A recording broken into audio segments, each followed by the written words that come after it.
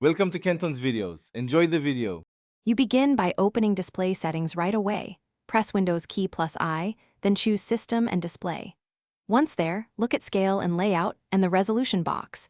This is where font size behavior starts. Change scale to a preset like 125% or enter a custom 100-200% value to increase font size across apps. Make sure to keep track of current values so you can revert.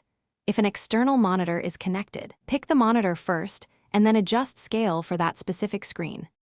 Once done with scale, refine text size using the Make Text Bigger slider in Accessibility or Advanced Display settings.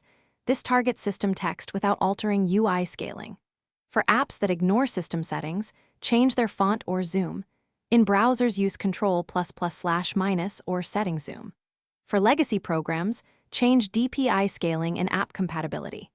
Right-click exe properties compatibility, change high DPI settings. Make sure to sign out or restart when Windows requests it to fully. You finish by testing common apps, menus, and dialog boxes to confirm readability and layout stability. Adjust if text is clipped or UI elements overlap.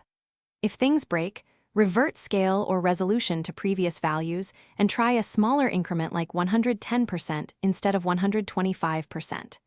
If problems persist, update graphics drivers, run Windows Update, and use display driver rollback if needed. One key troubleshooting tip: create a restore point before major changes so you can quickly return to a work. Thanks for watching. Consider subscribing if we helped you.